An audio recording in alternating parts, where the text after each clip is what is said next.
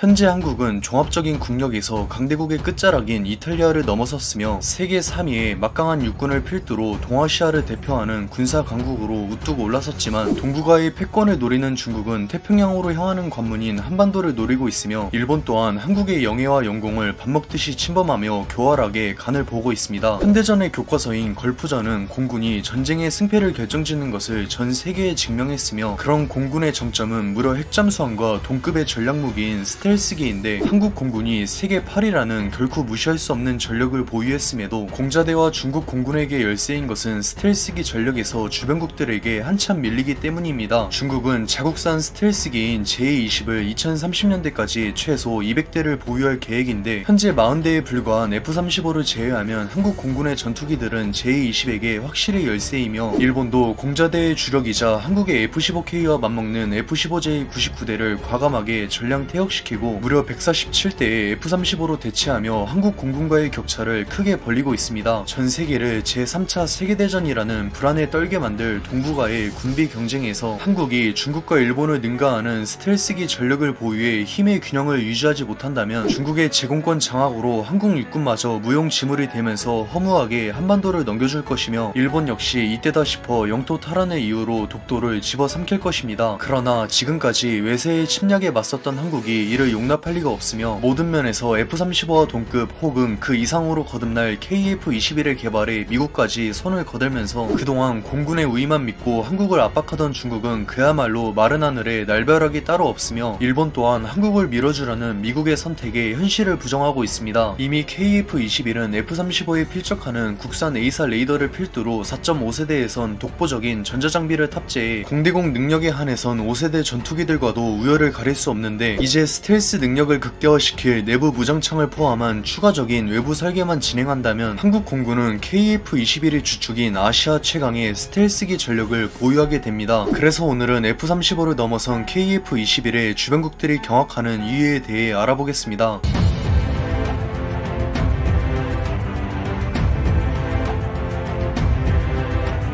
KF-21이 공개되었을 당시 한국은 전혀 의도치 않았지만 전 세계의 이목을 집중시켰는데 KF-21이 명백한 4.5세대 전투기임에도 내부 무장창을 탑재할 공간을 남겨둔 것이며 이때부터 중국은 겉으론 KF-21을 제20의 짝퉁이라 무시하면서도 신경을 곤두세웠으며 일본도 우연의 일치인지 KF-21의 공개 이후 F-35의 추가 도입을 선언했습니다. 그러나 이런 중국과 일본에게 비수를 꽂은 것은 의외로 한국이 아닌 미국인데 미국에게 한국은 동아시아 전체로 넓게 퍼진 대중국 포위망의 최전선이자 마지노선이며 동아시아 전체를 통틀어 유일하게 중국과 총력전이 가능한 한국마저 무너지면 미국은 중국의 동아시아 패권 장악은 물론 태평양 진출까지 눈뜨고 볼 수밖에 없습니다. 미국은 한국이 단독으로 중국에 맞서 제공권을 사수하려면 최소 1000대의 전투기가 필요하다고 평가했지만 현실적으로 500대의 전투기를 보유하는 것도 벅찬 상황에서 한국은 중국 공군의 물량을 압도적인 질적 우위로 찍어 누르는 전략을 내세웠으며 행운의 여신마저 미소를 지었는지 때마침 KF-21의 개발도 순조롭게 진행되었습니다. 무엇보다 한국과 미국의 이해관계가 맞아떨어지면서 기존에 도입이 예정된 F-35 60대와 더불어 국산 항모인 CVX의 함재기로 F-35B 20대를 추가 도입하는 조건으로 미국은 F-35의 개발사인 로키드 마틴을 통해 스텔스 도로와 내부 무장창을 포함한 핵심 기술들을 이전하면서 KF-21의 개량 사업도 이전보다 훨씬 앞당겨지고 있습니다. 한국 공군이 모든 면에서 F-35와 동급 혹은 그 이상인 KF-21을 대량 양산하면서 태평양으로 향하는 관문인 한반도를 노리던 중국의 계획은 완전히 물거품이 되었는데 중국군은 한반도에 급변 사태가 발생하면 즉시 북부 정부를 포함한 거의 모든 전력을 투입해 북한 지역의 확보는 물론 더 나아가 한국의 점령까지 목표로 삼고 있습니다. 중국 공군은 가장 먼저 무인화를 진행한 구식 전투기인 J7-400대로 한국군의 주요 시설에 자살 공격을 감행해 한국 공군의 전력 손실을 강요하는 소모전을 내세우며 J7이 전멸하면 쉴 틈을 주지 않고 중국 공군의 주력인 J20과 J21로 한국 공군을 완전히 전멸시키고 한반도의 제공권을 장악한다는 것이 중국 공군의 전략입니다. 정말 있는 대로 끌어모아도 4세대 이상 전투기가 260대에 불과했던 한국 공군으로서는 끝도 없이 몰려올 중국 공군의 물량 공세를 감당하는 것이 불가능했는데 그동안 공군에 헌신했지만 전력 공백을 이유로 은퇴 시기를 미루고 있던 F F4와 F5의 빈자리를 마침내 KF-21이 대체하면서 한국 공군은 중국에 승리를 장담할 수 있습니다. 한반도의 제공권을 두고 중국 공군의 선두를 맡을 J7은 현재 한국 공군의 주력인 KF-16과 F-15K만으로도 한국 영공에 들어오기 전에 깔끔하게 정리할 수 있으며, 뒤를 이어 몰려올 중국 공군의 J-10과 J-11은 레이더에 잡히지 않고 접근해 압도적인 공대공 능력을 선보일 KF-21에 일방적으로 학살당할 것이 불보듯 뻔합니다. 그동안 중국산 스텔스기인 J-20은 성능은 검증되지 않았어도 명색이 스텔스기인지라 한 줌에 불과한 F-35를 제외하면 한국 공군에겐 결코 감당할 수 없는 재앙이었는데, 끝내 모든 면에서 F-35에 필적하는 KF-21을 대량 양산하게 되면서 우월한 전자장비를 통한 압도적인 공대공 능력으로 J-20을 상대로도 우위를 장담할 수 있게 되었습니다. 국산 스텔스기인 KF-21의 개발은 그동안 열세였던 공군의 격차를 뒤집는 것을 넘어 한반도를 발판 삼아 동북아의 패권 장악을 노리던 중국의 야망을 물거품으로 만들었으며, 오히려 중국의 목을 겨누는 한국의 군사력이 지금과는 격이 다른 수준으로 강해지니 물 만난 고기마냥 날뛰던 중국의 영향력은 지금보다 훨씬 약해질 수밖에 없습니다. 2010년대 이후 군사력에서 한국을 넘어섰다고 확신한 일본도 대놓고 영토 분쟁의 확산을 노리며 동해와 독도 인근의 영공까지 침범하면서 한국의 인내심을 시험했는데, 특히 공자대는 2020년대 들어 F-35를 대량 도입하면서 자신감이 넘쳤는지 시도 때도 없이 한국의 영공을 침범하며 한국 공군을 대놓고 우습게 봤습니다. 그러나 한국 공군이 미국의 협력으로 F-35와 대등한 성능을 보유한 KF-21을 양산하며 스텔스기 전력의 우위만 믿고 미쳐 날뛰던 일본은 이러지도 저러지도 못하고 있는데, 내부의 불만을 바깥으로 돌리기 위해 한국이 감정적으로 대응하면 아예 국지전까지 준비했던 일본으로서는 한 번의 실수가 돌이킬 수 없는 파멸을 불러일으킬 것입니다. 모두가 실패를 외쳤을 때 한국은 끝내 무에서 유를 창조하며 KF-21의 개발에 성공했으며, 국군의 자주 국방은 KF-21의 개발 전과 개발 후로 나뉜다 해도 과언이 아닐 것입니다. 지금까지 3분 밀떡이었습니다. 저는 다음 이 시간에 더 맛있게 찾아뵙겠습니다.